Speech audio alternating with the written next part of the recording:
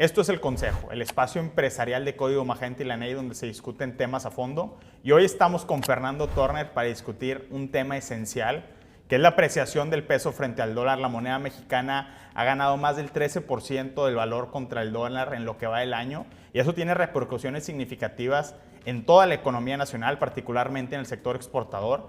Y por eso hablamos con Fernando Torner. Fernando Torner no solo es el fundador de la NEI, que es la Asociación Nacional de Empresarios Independientes, sino que es también el presidente de Catcon Global, una empresa exportadora por excelencia, una empresa del clúster empresarial del sector externo de Nuevo León. Bienvenido, Fernando Torner. Hola, buenas tardes, ¿cómo están? Gusto de saludarte, Rodrigo. Pues Fernando, empezar con este tema, ¿cuál es la consecuencia inmediata y más profunda de tener un peso que se ha apreciado 13.8% frente al dólar en lo que va del año?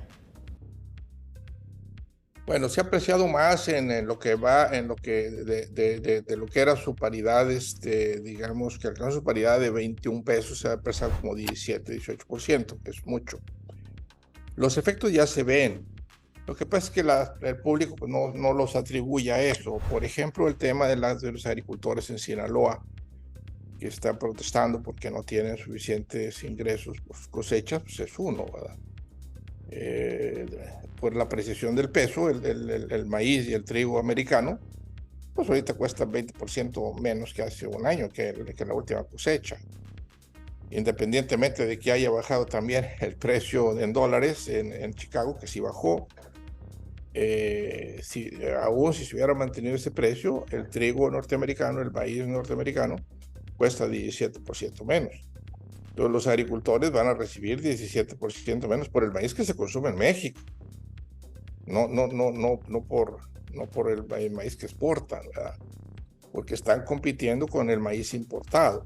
Entonces las compañías que producen harina de maíz, que ahora son vilipendiadas y acusadas, satanizadas, pues digo, van a comprar maíz pues donde esté más barato, ¿verdad? Entonces tú no vas a comprar maíz digamos, a 6,500 por la tonelada cuando lo puedes comprar en 4,500 o 5,000 pesos en Estados Unidos, que es lo que hace. Lo explicaba Ildefonso Bajardo, exsecretario de Economía y actual diputado federal del PRI, diciendo, a ver, una parte, por supuesto, se debe al entorno macroeconómico, esencialmente lo que ha pasado con el tipo de cambio, pero otra parte también ha sido una falta de respuesta política del gobierno de Andrés Manuel López Obrador. Se quitaron algunas garantías, se dejaron de hacer coberturas en los mercados internacionales. Pero a lo que voy con todo esto es que la crisis de Sonora, la crisis de Sinaloa, de los productores agrícolas, es apenas la primera manifestación de lo que es un fenómeno macroeconómico. Pero primero hay que entender ese fenómeno macroeconómico desde el punto de vista de la NEI. ¿A qué se debe esta apreciación del peso frente al dólar? Mira, en primer lugar, lo que dice mi amigo Ildefonso, pues Ildefonso es un economista muy bueno, pero muy ortodoxo. Y él pues, aprendió economía en Estados Unidos hace 40 años, ¿verdad? Y la teoría, pues, era en ese tiempo que había que dejar ciertas cosas al mercado. En este caso, el precio del dólar, el precio del peso contra el dólar está influido dramáticamente por las elevadas tasas de interés del Banco de México. Los cambios que ha habido macroeconómicos no son relevantes, no son estadísticamente importantes. Las exportaciones han aumentado, sí, pero han aumentado también mucho las importaciones. El déficit comercial de México pues es menor, pero porque se ha importado menos petróleo. Pero estadísticamente no es para impactar al peso en estas cantidades. Las remesas se han subido también, pero no son suficientemente grandes, estadísticamente grandes, para influir en esta magnitud tan enorme el cambio de la paridad. Nada es tan grande en la economía física como para haber influido en estas cantidades el peso. Lo único que sí ha cambiado sustancialmente, ¿verdad?, es el diferencial de tasas de México y Estados Unidos. Y eso trae un movimiento especulativo, ¿verdad?, financiero, y ese movimiento financiero, no nomás de entrada de capitales y salida de capitales, sino también en las bolsas de futuros y en las expectativas de los mercados. Y eso es lo que tiene al peso sobrevaluado e inflado. Si el Banco de México decidiera, digamos, bajar las tasas de interés, digamos, a una cosa razonable. Normalmente están entre unos 3 puntos arriba de la americana. La americana ahorita está en 5.5. Si los puntos están en 8.5 en vez de 11.5, les aseguro y les garantizo que el dólar se va a 21. Ahora, es bueno que bajen las tasas, ¿verdad? Porque pues, los productores, incluyendo los de maíz y los agropecuarios, ¿verdad?, pueden producir con intereses, con cargas financieras altas. Lo mismo, las empresas no pueden invertir con altas tasas financieras.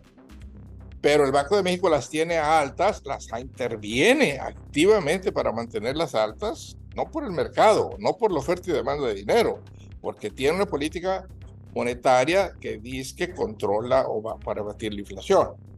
Esa política genera la apreciación del peso, sin dudas. A ver, Fernando, lo que tú estás proponiendo en todo caso es un debate sobre la ideología subyacente que ha regido la política económica de este país, al menos en los últimos 30 años, al menos desde el error de diciembre hasta acá, cuando se rompió las bandas del tipo de cambio, entramos a un régimen de libre flotación, pero no solo eso, porque la administración de Ernesto Zedillo se adoptó casi a cabalidad el consenso de Washington en el sentido de que toda la economía mexicana se orientó, al menos la parte productiva, hacia el sector exportador. Se limitó en gran medida el crédito al sector industrial, eso también ha sido una parte importantísima. Se dejó de lado el mercado interno y el Banco de México se volvió, por decirlo o calificarlo de alguna manera, como la institución más ortodoxa de todo el gabinete económico mexicano, a pesar de que es un órgano independiente. Y con esta independencia de la Secretaría de Hacienda, lo que los economistas decimos que se acabó la dominancia fiscal sobre el Banco de México. No sabía que eras economista, me disculpa. Sí, claro, también aquí dos economistas platicando un poco del tema.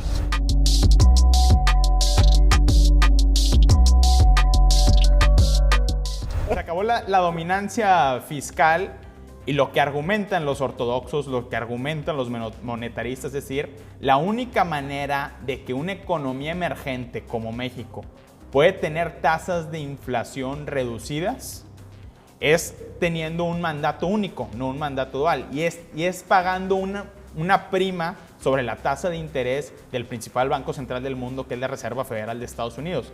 Ese es en el escenario en el que estamos ahora 30 años después. Por supuesto, en el 94 se entendía que se necesitaba un programa de choque, un programa de estabilización, pero lo que tenemos ahora, 30 años después, ¿hay espacio para cambiar, Fernando? Desde luego, o sea, claramente es una crítica a la política monetaria de los últimos 30 años, que ha sido ineficaz. O sea, en los últimos 30 años hemos tenido 5 devaluaciones grandes, ¿no? O sea, yo no sé de dónde sacan que el Banco de México ha producido la estabilidad monetaria. ¿Dónde está? Pues estabilidad monetaria no es que una moneda tenga un mandazo de 20% en un año, ¿verdad? Eso en Japón mata la mitad de la economía, ¿verdad? En Estados Unidos, olvídate, la mitad de las empresas quiebran. Oye, Fernando, jugando un poco al abogado del diablo, hay quienes dirían que el contrafactual de todo esto sería que, de no ser por el Banco de México y de no ser por una política macroeconómica extremadamente conservadora, hoy México podría vivir lo que está sucediendo en Argentina. No, digo, es absurdo, ¿verdad? En primer lugar, hay muchos otros factores. Una de las cosas que hay que tomar en cuenta, ¿verdad?, es que desde hace muchos años el gobierno mexicano ha tenido déficits fiscales moderados y ha procurado mantenerse dentro de una relación de deuda PIB muy sana, yo diría, de las más sanas del mundo. O sea, México debe poco. Digo, ya sé que los que me escuchan van a pensar que estoy fumándome una hierba o algo, pero debe poco, debe 50% del PIB, ¿verdad?, que es muy poco. También deben de recordar que México no hizo absolutamente nada para apoyar la economía de las empresas durante la pandemia, ¿verdad? O sea, aquí no se puede oír decir que hay exceso de circulante, puesto que en los 3 años de la pandemia, pues simple y sencillamente el Banco de México no inyectó ni un solo dólar. No es el caso de la Fed de Estados Unidos. Si hay mucho dinero, pues el dinero estuvo en Estados Unidos, no en México, ¿verdad? Y obviamente México puede hacer muy poco por reducir la cantidad de circulante en Estados Unidos. Entonces, yo pienso que el Banco de México pues está, digamos, entrampado en una política dogmática, obsoleta, que requiere de una transformación. no funciona simplemente. O sea, no funciona porque hemos tenido las devaluaciones que hemos tenido, traumáticas, siempre después de un peso inflado, y siempre después de aplausos y palomitas y dulces y chicles, porque el peso está muy fuerte, se dice. Y viene algo que el presidente López Obrador celebra. Celebra, y el Banco de México no dice ni pío. También eso hay que decirlo, ¿verdad? Lo cual ayuda también a mantener la expectativa de los mercados de que va a seguir con su política y le guste el peso fuerte, o al menos que no le preocupa. Pero Fernando, los analistas internacionales, al menos un reporte publicado por JP Morgan hace 2 meses, donde hablan de la gran expectativa del nearshoring, de la llegada de inversión para el sector externo mexicano, pues ven positivo este marco macroeconómico. A lo mejor no estamos imaginando lo que podría ser con un cambio hacia un perfil un poco más heterodoxo. Bueno, pero Rodrigo y amigos, yo digo, si México fuera un país bonancible, ¿verdad? Que hubiéramos tenido una tasa de crecimiento espectacular en los últimos 30 años, si la economía hubiera sido balanceada, si no hubiera pobreza, si el ingreso per cápita mexicano hubiera crecido a la par de Corea o a la par de China, ¿verdad? Bueno, a esa velocidad pues, deberíamos estar contentos. Es decir, oye, la política macroeconómica ha funcionado. No es el caso. El número de pobres ha crecido, ¿verdad? Son muchísimos, son 60 millones de pobres, ¿verdad? Ese es el resultado claro de políticas económicas neoliberales equivocadas. Ahora, ¿pero cuál sería la receta alternativa? Pues hay muchas, o sea, simple y sencillamente, si tú dices, en la parte fiscal yo creo que se ha tomado la medicina. De una manera o de otra el gobierno no gasta, ¿verdad? Pues el gobierno de López Obrador se le podrán decir muchas cosas, pero es disciplinado fiscalmente, ¿verdad? Cuando ha aumentado los impuestos. Entonces, no se tiene en México, ¿verdad? ¿Por qué tener esas tasas de interés tan astronómicas? Puesto que no hay un déficit fiscal, número uno. Número dos, no hay exceso de circulante. Yo no sé si tú habrás visto, o alguno de los que nos escuchan habrá visto estadísticas de cómo ha crecido el M1, el M2, el M3 o el M4, o sea, la cantidad de dinero en circulación. No ha crecido. Creció en Estados Unidos, pero no aquí. Entonces, simplemente se dice por dogma que hay exceso, que hay que por eso debe de haber o hay exceso de circulante. Pues pero si hay una tasa de inflación por encima del rango objetivo del Banco de México. Claro, pero eso también hay que ver por qué. O sea, México es un país de una economía que es la número 15, 16 o 18 del mundo, que no influye en los precios internacionales. O sea, la inflación norteamericana y mundial le pega a México, pero eso no puede ser gran cosa. ¿Qué puedes hacer si aumenta el precio del petróleo mundial? O se aumenta, digamos, el precio del gas natural, o se aumenta el precio de los granos por la guerra de Ucrania, o se aumenta X precio, los chips, o lo que tú quieras. ¿Qué puedes hacer? ¿Puedes bajar la demanda de eso y afectar los precios internacionales? Pues claro que no. México no tiene tamaño. Estados Unidos sí. Quizá Europa junta sí. China sí. México no. Entonces, eso es absurdo decir, oye, voy a bajar la demanda de coches para que baje el precio de los coches. Pero es absurdo.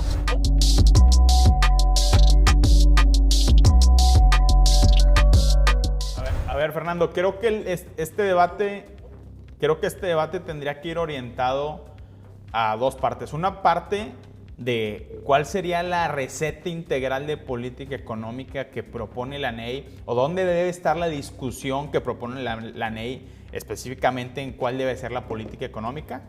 Y otra parte que es la parte de política pura, de por qué en este sexenio donde hubo un cambio de régimen político, se mantuvo esencialmente el mismo consenso de política económica que hemos tenido en los últimos 30 años, y eso está denotado 100% en los perfiles que fueron nominados por el presidente López Obrador para tomar posiciones en la Junta de Gobierno del Banco de México. Entonces, empezando por la primera parte de la receta económica que la NEI quiere poner sobre la mesa. Mira, la receta económica nuestra está clara. Nosotros tenemos estudios, la gente los puede ver en ¿cómo se llama? En nuestras páginas. Son estudios serios que hemos presentado desde hace tiempo. ahí están. Ahorita quizás sea un momento, pues, no muy adecuado para comentarlas, porque se llevaría bastante tiempo. Pero esencialmente lo que nosotros decimos es que un país sin financiamiento no va a crecer. Y tenemos una banca, también responsabilidad del Banco de México, de un 30% del PIB, ¿verdad? Una banca del tamaño del 30% del PIB, claro que no va a haber financiamiento. Más si la mayoría del financiamiento se dirige con tasas de interés tan exageradas, ¿verdad? Y con un peso sobrevaluado, se va a desestimular la decisión de invertir. Yo te lo digo, yo soy empresario, no soy economista. Yo soy empresario, digo, bueno, si ahorita el peso vale 17, el dólar vale 17 pesos, a mí me conviene más importar que comprar aquí. Y ahorita yo estoy buscando importar. ¿Y en eso en qué beneficia a México? Pero eso además es una tendencia de medio y largo plazo, porque México ha tenido una moneda sobrevaluada durante los últimos 30 años, salvo los golpanazos, ¿verdad? Que se reciben, suben las exportaciones, bajan las importaciones y después se empieza a sobrevaluar. Empieza a través del ciclo. Pero pues yo como empresario digo, a ver, ¿puedo hacer este producto a 17 pesos por dólar con estos costos de electricidad, con estos costos de energía, con estos costos de infraestructura y con estos costos financieros? No lo voy a poder hacer y no lo voy a hacer. Prefiero invertir en una planta en Texas, ¿verdad? Que en México. Entonces ese es un incentivo perverso de un peso sobrevaluado. Independientemente de lo teórico, ¿verdad? O sea, lo que a mí me induce es a importar más y a hacer menos. Pero aquí la pregunta es... No nomás porque soy exportador. Imagínate que estoy haciendo zapatos yo en León, Guanajuato, para venderlos en el mercado de Tlaquepaque, en Guadalajara. Y los vendía en 20 pesos, que eran $1, ¿verdad? Y ahorita voy con mis zapatos, si quiero un 20 pesos, me va a decir, oye, no, va a dar 17. Porque los zapatos chinos ahora valen 17, ¿verdad? Pero ¿cómo? Si a mí me subió la electricidad, y me subió la energía, y me subió los salarios, y me subieron los intereses, y yo necesito 20 pesos por mis zapatos, ¿no? Estás compitiendo con unos zapatos importados chinos, que ahora valen 17. Entonces, ¿ese tipo qué va a hacer?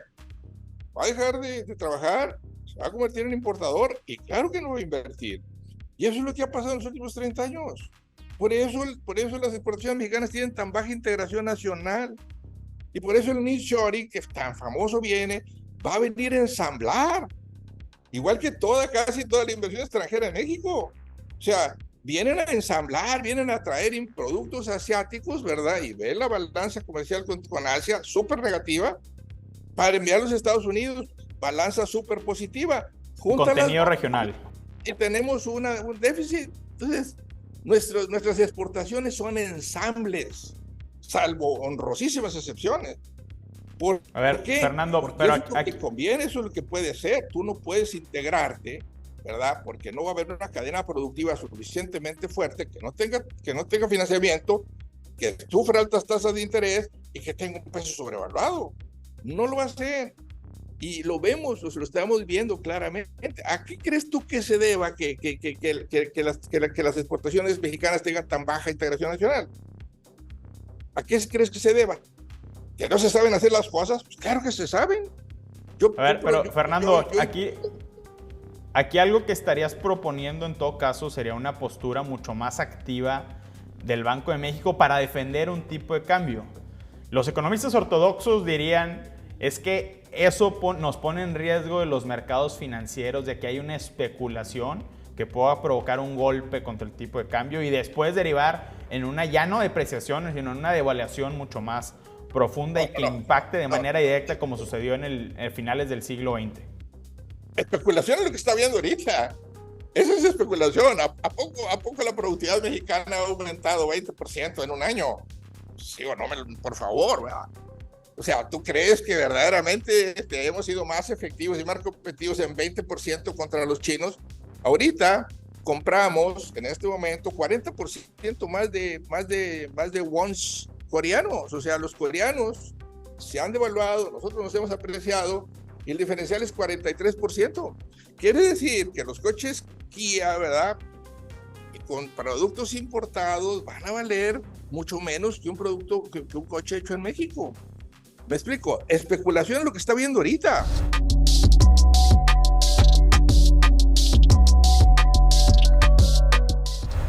vale la pena decirlo, ahora Washington está abandonando el consenso de Washington. Si tú analizas lo que está haciendo la administración de Joe Biden en política económica y en política industrial, pues va contrario al reaganismo de los 80s, es una política industrial activa, están promoviendo sectores estratégicos con política fiscal expansiva, algo que no estamos viendo en México. Desde el punto de vista de la NEI, ¿cómo podemos caminar hacia allá o al menos hacia un punto intermedio? Porque estamos en una situación en donde cualquier política que se aparte del consenso que ha habido de política económica en los últimos 30 años es visto como un asunto emergente en el mercado. Se acusa de que este presidente y otros han querido violar la independencia del Banco de México. Se acusa de que si expandimos el déficit fiscal vamos a tener consecuencias macroeconómicas catastróficas. Entonces, ¿cómo avanzar en este clima? Yo pienso que primero necesitamos nosotros un poco de objetividad y análisis. ¿Por qué México, y eso lo dice Dani Rodríguez de Harvard, por qué Latinoamérica, que aplicó estrictamente el consenso de Washington, no prosperó durante los últimos 30 años, y China, que no lo aplicó, sí prosperó? Lo dice en sus papers. El consenso de Washington se abandonó hace 25 años, 30 años, ¿verdad? Si tú vas a una universidad nueva y todos los economistas van a la universidad ahora y estudian, van a encontrarse que lo que estudiaron ya nadie lo aplica, ni siquiera lo enseñan. Pasa que no podemos esperar unos 30 años o 40 que los economistas están estudiando ahorita, ¿verdad? Pues lleguen a los puestos que están ahorita los economistas ortodoxos, que es lo que tenemos que hacer, y perder 30 años. Pero ya no se aplica. Los Estados Unidos mandaron esa receta, digamos, para ver si así se controlaban países descontrolados como Argentina, como Venezuela, ¿verdad? O como los países de alta inflación, de alto expansionismo monetario. Pero no para crecer, ¿verdad? No crecieron. Latinoamérica no creció. Asia sí creció. Y hay un paper, y hay una opinión ahora de Dani Rodríguez también, de economista principal de Harvard, diciendo que el crecimiento económico de un país subdesarrollado pasa por 30 años de su valuación cambiaria. O sea, de una moneda barata, no una moneda cara. Ahora, la moneda cara, yo no sé, el peso fuerte, ¿a quién beneficia? Yo no sé por qué se defiende tanto, no sé ni siquiera por qué se llama fuerte.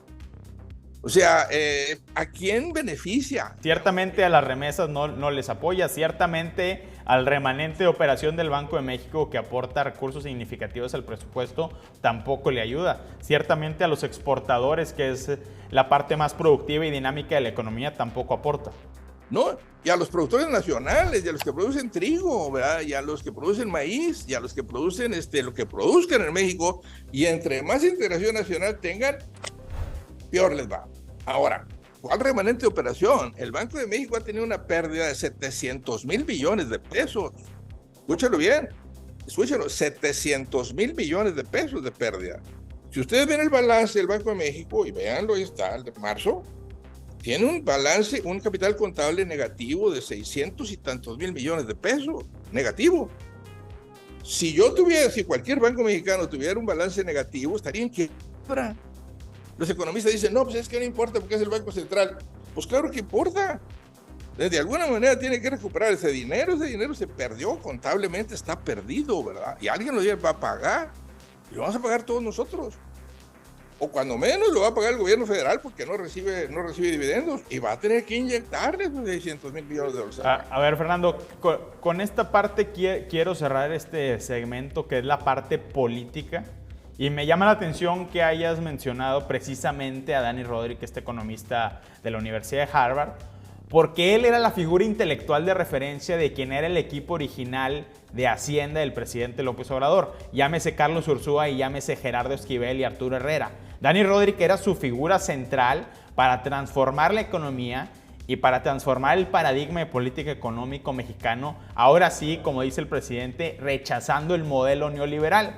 Y finalmente pasó algo en el sistema político mexicano, hubo fuerzas importantes, hubo cabildo importante, que esa agenda y esa receta basada en los trabajos de Dani Rodríguez, pues finalmente nunca se implementó en este sexenio. Y la pregunta que yo hago, porque tú conoces bien a la gente que estuvo de cerca en el gabinete económico de López Obrador, eres una persona que ha estado en el sector público y privado, que conoce cómo opera la política también en este país. Entonces yo pregunto, ¿qué pasó? Bueno, mira, Dani Rodríguez estuvo asesorando desde la época de Cárceles. Y yo no sé si ustedes se acordarán, pero llegó un momento en donde Paul Krugman llegó y dijo, la política macroeconómica y monetaria que están siguiendo ustedes en México no funciona. Y Cárceles, o no sé, uno de esos neoliberales dijo, es que Paul Krugman está equivocado, él no conoce nada de México. Pero los que se estaban asesorando con Dani Rodríguez y los neoliberales eran los neoliberales, no este gobierno. Este gobierno, que yo sepa, no se ha asesorado con nadie, que esos son los errores. Pero yo, independientemente de eso, digamos, creo yo que no han podido cambiar la política monetaria porque no la entienden. En pocas palabras, esta política casi nadie la entiende. Fíjate cómo una cosa. En México yo no sé cuántos economistas hay, en Nuevo León hay 200 economistas en el colegio de economistas, 180 o 200. No hay una sola opinión fundada, definida y analítica sobre la política económica del Banco de México. Simple y sencillamente hay una aceptación unánime de la política monetaria.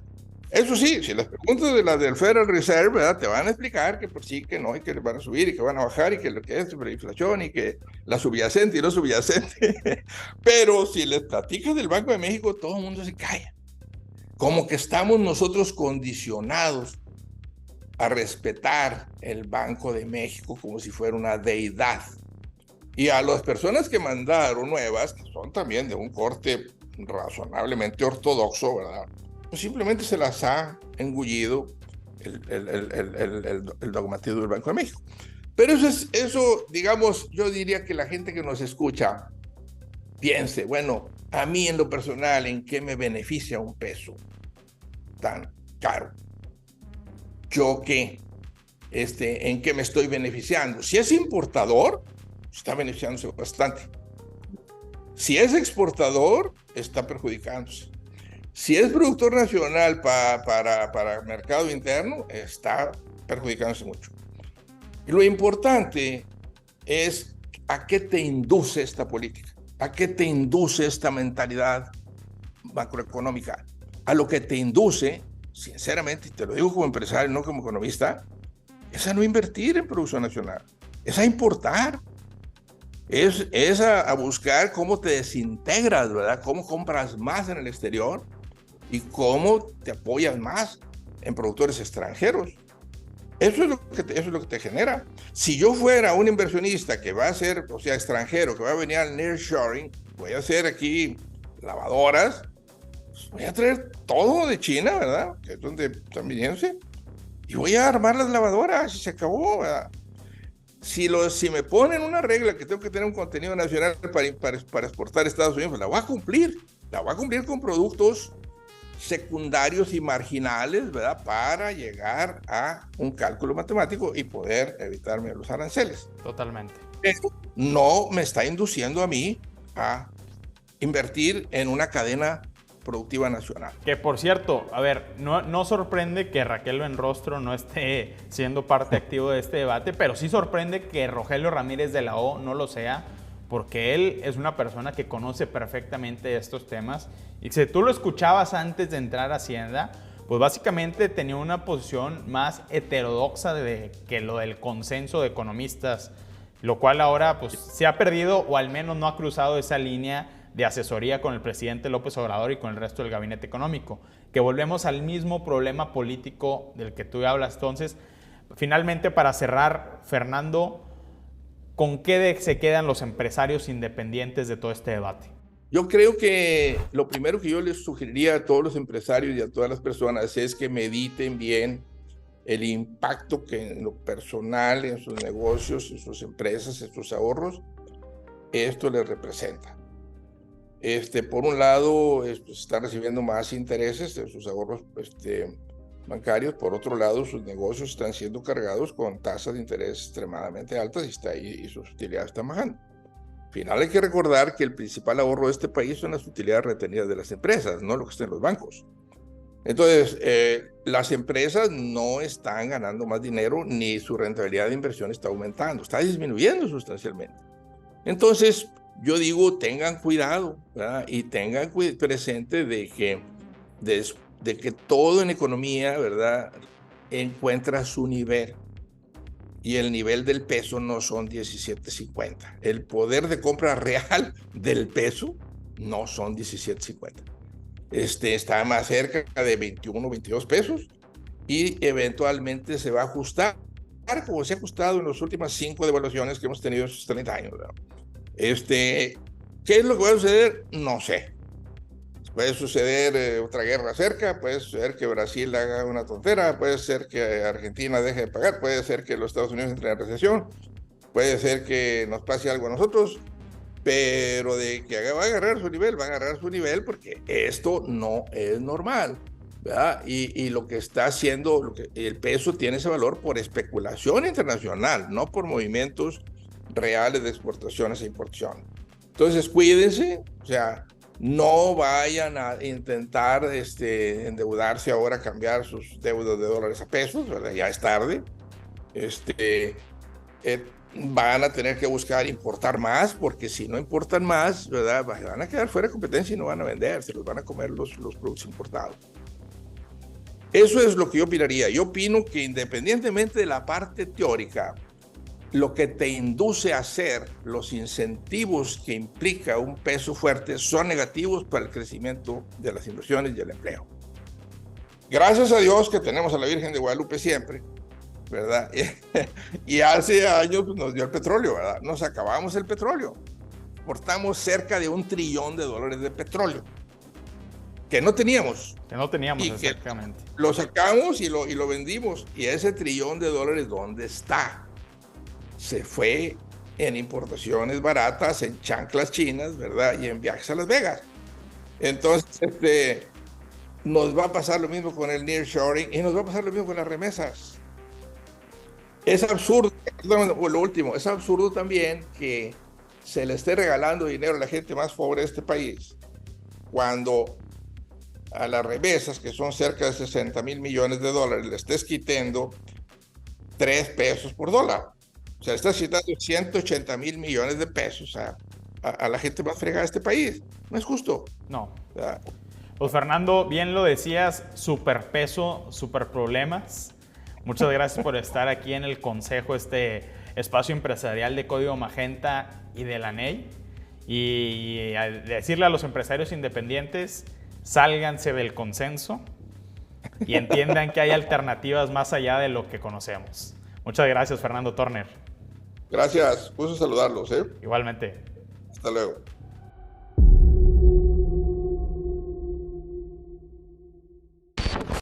Seguimos en el Consejo con Fernando Torner, ahora para discutir un tema eminentemente político, que es el proceso de la oposición o del grupo más grande de la oposición para designar al candidato presidencial. Ha sido todo un tema, Fernando Torner, empezando porque ya hubo gente que se bajó, ya el Consejo académico y electoral que iba a coordinar y vigilar esta contienda pues ya se ha disuelto completamente.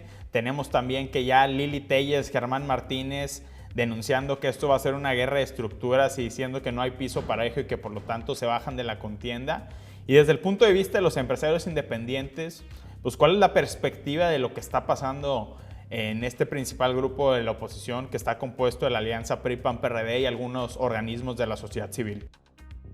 Yo creo que tenemos que reconocer que el proceso que están tratando, lo que están tratando de conseguir es bastante complicado. Son 3 partidos que han sido competidores, son muchos posibles candidatos que tienen méritos, unos más, otros menos, y cualquier método que escoja va a tener desventajas y ventajas. Entonces no es posible que con esa complejidad pues, todo el mundo quede contento. Yo creo que lo que esperamos nosotros los empresarios independientes es de que encuentren un candidato viable que tenga posibilidades de ganar, de tal manera de que se obligue a una verdadera competencia del lado de la oposición y del lado del gobierno. y que entremos en una etapa después en esa competencia de propuestas y de compromisos con la sociedad, que es lo que nos interesa. Ahorita pues es un juego de todas maneras entre cúpulas, ¿verdad? Son dos cúpulas, una encabezada por el presidente, ¿verdad? Y que pues, es indudable que él tiene el control y el dominio y más que, que el candidato de la oposición, pues me gustaría saber cuál eligió, que creo que ya lo hizo. Entonces, que entremos a las propuestas y que entremos a la discusión de los temas. Que los candidatos del oficialismo, pues, o el que sea, se manifiesten en temas como la economía, el empleo, la empresa privada, el Estado de Derecho, la seguridad, la energía, Pemex, CFE, el campo, todas esas cosas que son las verdaderamente importantes. En el caso de la oposición igual, ¿verdad? Que el candidato que resulte, digamos, pues escuchemos qué es lo que quiere hacer, ¿verdad? Y tengamos los mexicanos una verdadera opción.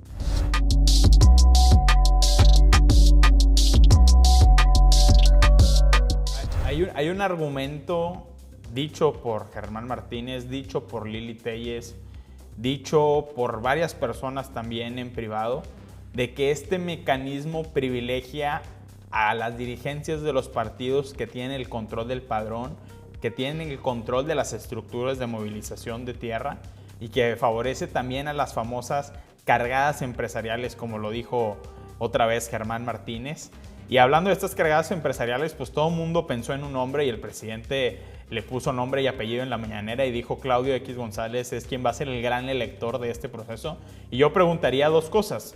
Si en la NEI creen que realmente Claudio X González es el gran elector. Y número dos, si como organismo empresarial la NEI se siente representada de alguna u otra manera por Claudio X. Bueno, la segunda pregunta diría que no, ¿verdad? O sea, a la primera también yo creo que no.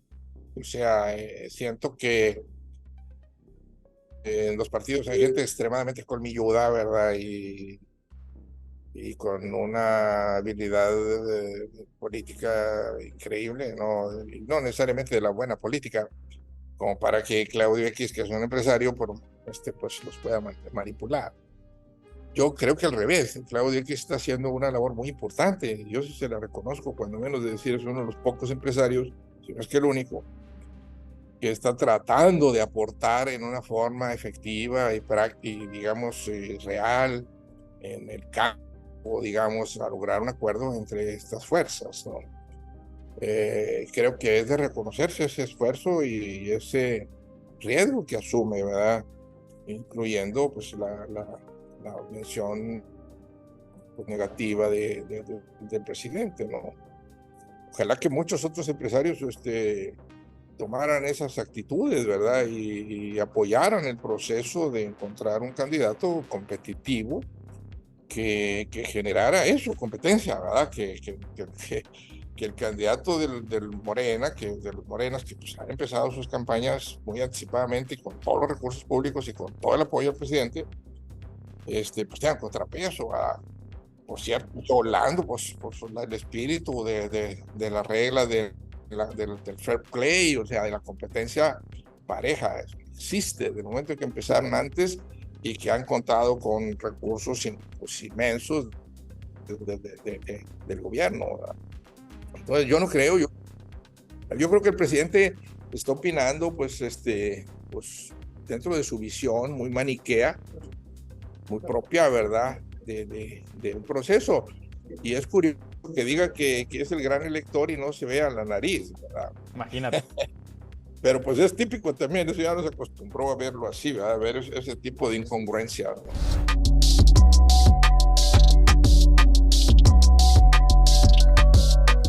Fernando, finalmente editorializando un poco y haciendo mucho de lo del análisis político que mucho estudiamos aquí en Código Magenta, me Pues básicamente las condiciones nos dicen que hay 5 grandes perfiles que tienen ciertas probabilidades de llegar a la etapa final.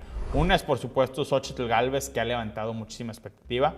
Otro es Santiago Krill, que tiene el apoyo de la dirigencia nacional del PAN, el apoyo casi absoluto de Marco Cortés. Otros 2 serían Enrique de la Madrid y Beatriz Paredes, que tienen también un cierto apoyo de la dirigencia nacional del PRI. Y yo agregaría un quinto nombre que tiene mucho poder independiente y mucho poder de movilización e incluso una buena relación con el presidente López Obrador, que es Alejandro Murat. Entonces, ¿cuál es la opinión general de una manera muy breve de la NEI respecto a estos 5 perfiles? Mira, yo creo que nosotros en la NEI hemos decidido apoyar a candidatos que estén dispuestos a activar la economía nacional en una forma tal que se genere un crecimiento acelerado e incluyente que lleve a reducir la pobreza y a paliar un poco la desigualdad. En otras palabras, nosotros apoyaríamos a las personas que se aparten de las ideas manidas económicas, las fallidas ideas económicas equivocadas de los últimos 30 años, y que estén dispuestos a probar nuevas ideas, a cuestionar lo que se ha hecho, ¿verdad? A analizar, a hacer un post-mortem objetivo y que adopten ideas nuevas, efectivas, que liberen la creatividad, la potencia, el esfuerzo y la creatividad de los mexicanos. Ese es el candidato que nosotros queremos. Dentro de esos que mencionaste, pues hay ahí 2 o 3 que claramente no cumplen ese perfil, ¿verdad? O sea, simplemente tienen ideas muy ligadas a las ideas del pasado, ¿verdad? Y pues esos empresarios no, creo, independientes, no es lo que nosotros buscamos. Nosotros buscamos a alguien que elimine los oligopolios, que elimine las prácticas monopólicas de las empresas estatales, que crezca el sistema bancario nacional, que haga el sistema bancario nacional competitivo, que mantenga libre la economía, que haga eficientes a la CFE y a Pemex, que obligue a Pemex y a CFE a cumplir sus responsabilidades corporativas, ¿verdad? De suministrar energía competitiva y de calidad, que mantenga la libertad de comercio exterior, la apertura con exterior, que maneje un gobierno que no se exceda en sus gastos, que mantenga el equilibrio fiscal, que invierta mucho más sustantivamente en infraestructura productiva, sobre todo en los países que son, en los estados que son la locomotora del país, y que trate de rescatar al sureste, no con inversión pública, sino más bien incentivando decididamente a los empresarios mexicanos a que vayan a invertir al sur.